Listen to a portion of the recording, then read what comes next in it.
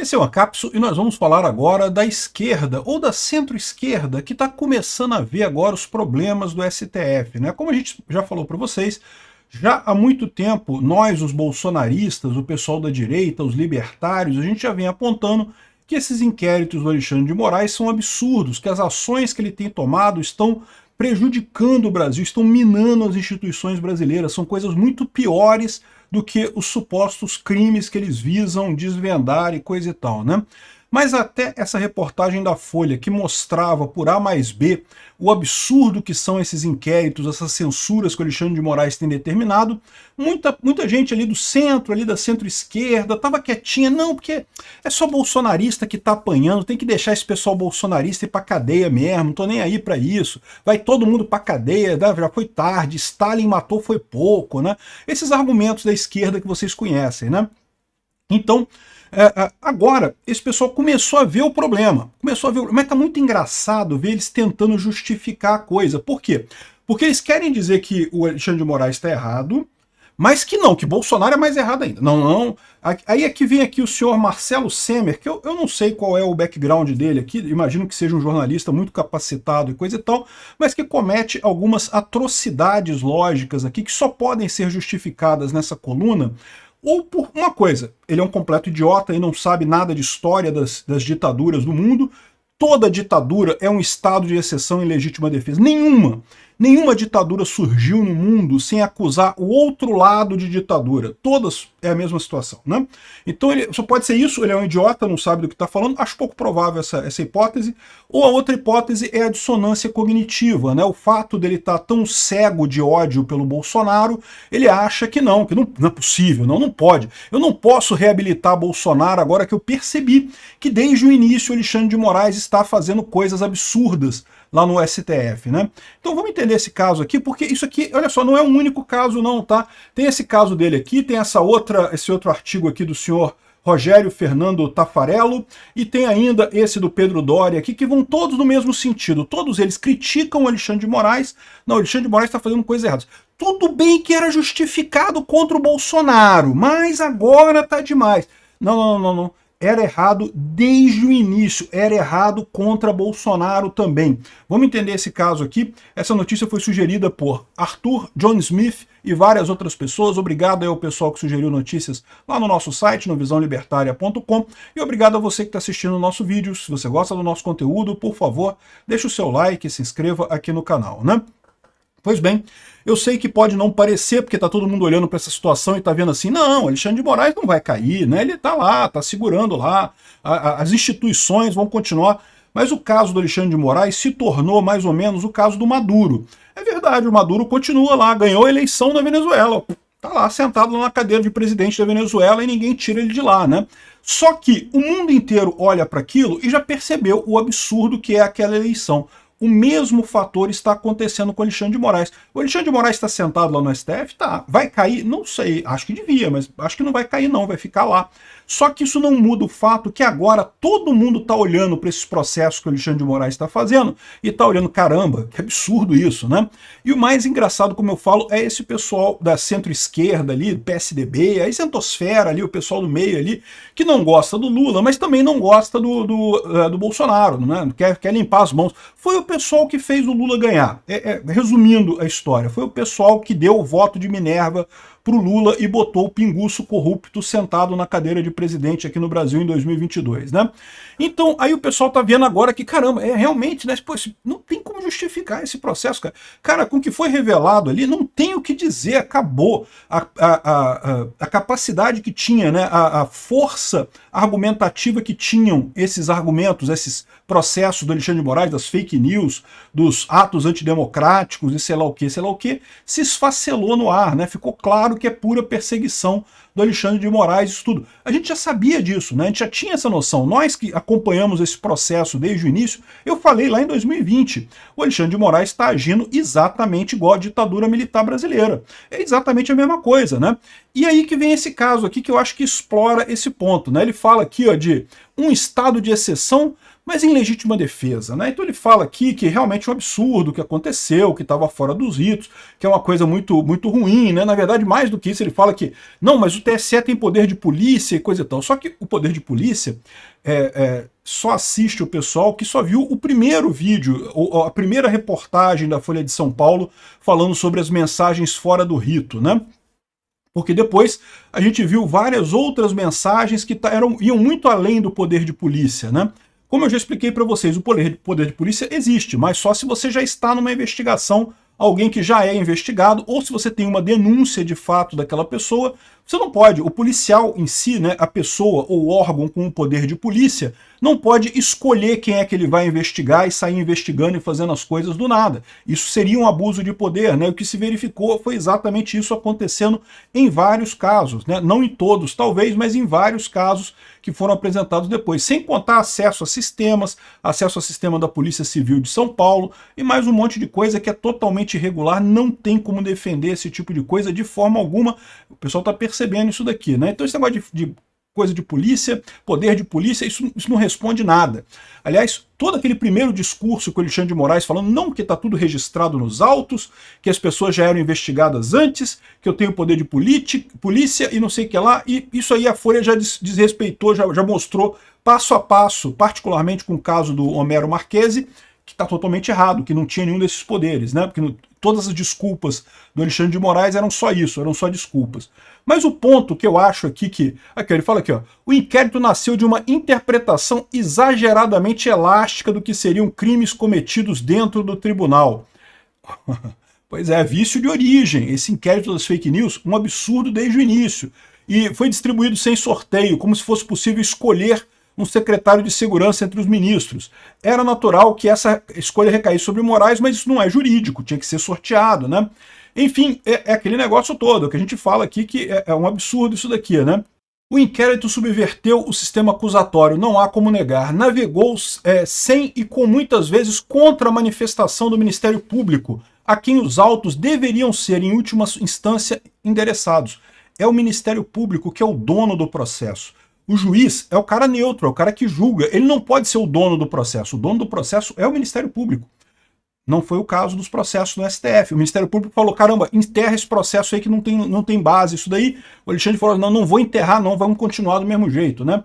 Aqui, aí ele chega aqui, ó, funcionou como instrumento próprio de um estado de exceção.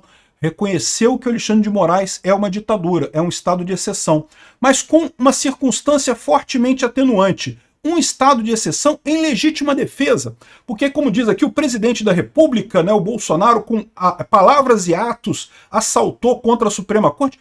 Como o Bolsonaro criticou a Suprema Corte? Criticou, como é direito de qualquer pessoa criticar a Suprema Corte. Mas, de qualquer forma, o ponto central aqui, que eu ressalto, é esse. Toda ditadura, em toda a história do mundo, ninguém estava feliz e contente no paísinho dele lá e falou, vou dar um golpe aqui, sabia? Vou virar uma ditadura. Não, isso nunca aconteceu. É sempre a pessoa que está no poder, ela vê alguém dando um golpe, ou diz que alguém vai dar um golpe, esse golpe pode ser real, pode ser fictício, e fala, olha, estou fazendo um estado de exceção aqui, estou dando um golpe para responder aquele golpe do outro lado. É sempre assim. Todo estado de exceção, toda ditadura nasce contra uma suposta ditadura do outro lado. É sempre assim. Sempre tem esse mesmo legítima defesa que ele alega aqui como uma atenuante no caso. Não é atenuante, porque sempre, 100% dos casos são assim. Pega a ditadura militar brasileira de 64. Ninguém gosta daquilo, ninguém achou que foi uma coisa boa para o Brasil, foi terrível a ditadura militar no Brasil. Como é que surgiu a ditadura militar no Brasil? Foi porque os militares estavam lá na caserna, lá olhando para o teto, falando, acho que eu vou dar um golpe. Não, foi porque eles achavam que o Jango ia dar um golpe. O Jango ia dar um golpe? Eu acho que o Jango queria dar golpe, mas ele não tinha força para dar golpe, então não haveria golpe de qualquer forma. No entanto, os militares fizeram esse estado de exceção, né, com uma legítima defesa. Então, quer dizer que o golpe militar também foi com legítima defesa, foi um estado de exceção com legítima defesa, o que está defendendo o nosso colunista aqui, o senhor Marcelo Semer, né? Ele está defendendo o golpe de 64, que também foi em legítima defesa, né? Havia um golpe do Jango, o pessoal fez um estado de exceção ali para responder a isso. Mas o problema maior é que é sempre assim. Se você pegar o golpe da Venezuela, né, quando o Hugo Chávez tomou o poder e fez a coisa toda, por que ele tomou o poder e fez a coisa toda? Porque ele acusou o outro lado, ele falou, o outro lado tá dando um golpe, né? E aí a questão toda é essa, o golpe do outro lado é verdadeiro ou é falso, né? Existia mesmo a chance de golpe do outro lado ou não existia? Como eu falei para vocês, muitas vezes a vontade de dar um golpe existe, mas a chance, a capacidade daquela pessoa fazer um golpe não existe, então não justifica essas medidas absurdas de estado de exceção do outro lado. Sabe por quê? Porque nada justifica. Nada justifica. Não existe esse papo de precisamos destruir a democracia para salvar a democracia. No momento que você entrou num estado de exceção, você já acabou com a democracia. Então não tem esse negócio de não, mas os fins justificam os meios, e os fins é porque Bolsonaro ia dar um golpe. Bolsonaro não ia dar um golpe, ele deixou claro que não ia dar um golpe. Ao longo de todo o governo dele, ele jogou dentro das 4 linhas. Pode ser que ele internamente, na cabeça dele, quisesse dar um golpe? Pode até ser. Pode ser que as pessoas próximas dele queriam que ele desse um golpe? Pode até ser.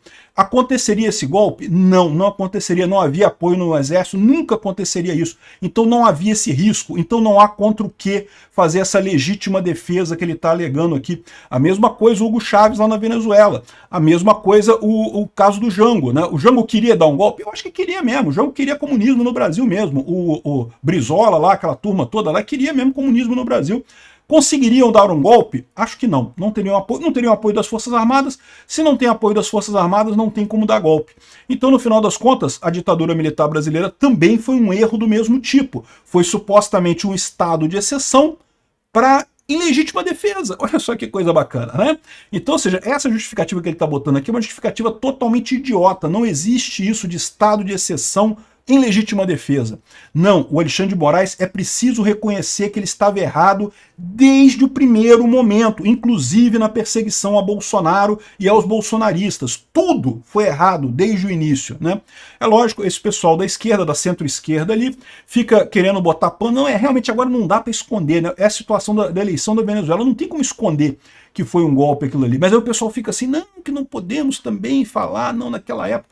A mesma coisa diz aqui o pessoal, o senhor Rogério Fernando Tafarello, aqui sobre o julgar o 8 de janeiro, que está falando que não, é verdade, o STF não tinha parâmetros, não tinha jurisprudência para julgar, mas vamos combinar, tem algumas coisas erradas, tem o bis in idem ali dos crimes do 359, coisa e tal, ele fala sobre isso aqui. Eu também avisei para vocês que tem bis in idem nesse negócio, já fiz vídeo falando sobre isso. Essas ações todas do 8 de janeiro são todas nulas de pleno direito, porque não individualizaram as condutas. Como que você condena alguém criminalmente sem individualizar a conduta, sem mostrar o que o cara fez, né?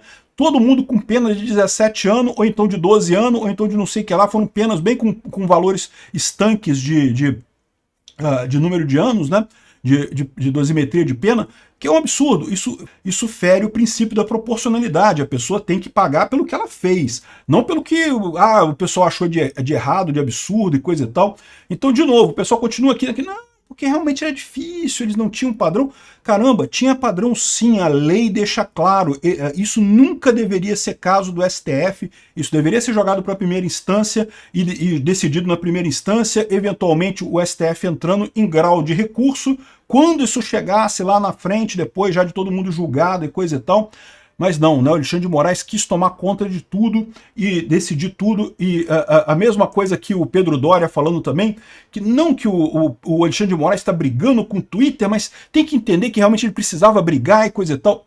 O problema desse pessoal todo é esse. Eles chegaram na situação Maduro. O que é a situação Maduro? Não tem como defender o Alexandre de Moraes mais. Todo mundo olha para o que o Alexandre de Moraes está fazendo, até o pessoal que não gosta do Bolsonaro, fala, caraca, não tem como defender isso. Só que o pessoal ainda está tentando fazer aquele negócio, não, vamos bater no Alexandre de Moraes, mas não vamos bater muito, para não ficar feio, não ficar evidente que ele está errado desde o início e que Bolsonaro não tem culpa de nada. Que Bolsonaro devia estar elegível, devia estar livre, e todos esses processos que criaram, essas lorotas todas que inventaram, são só isso, lorotas, né?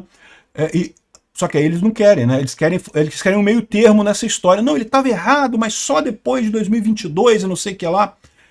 Bom, é aquele negócio, né? O ciclo do luto o luto tem esse ciclo mesmo, né? Começa com a negação completa, eles ficam, não, tá tudo certo, Alexandre de Moraes está fazendo tudo certo, não tem nada de errado, né? Aí agora já está na negociação, não, vamos Vamos aceitar que o Alexandre de Moraes errou a partir de 2023, mas até 2022 ele estava certo e não sei o que lá, né? E foi um estado de exceção em legítima defesa. Estão tentando fazer a negociação. Daqui a pouco vem a fase da aceitação, deles entenderem que desde o início foi um absurdo esses processos do STF.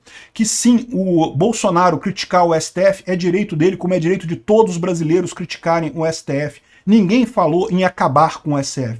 Falamos que o STF cometeu erros e estão cada vez mais evidentes esses erros cometidos pelo STF. Obrigado por assistir o vídeo até o final. Além de curtir, compartilhar e se inscrever no canal, considere se tornar patrocinador com valores a partir de R$ 1,99. Clique no botão Seja Membro abaixo para saber as condições e vantagens de patrocinar o canal. Mais informações sobre o nosso projeto, visite nossos sites indicados na tela.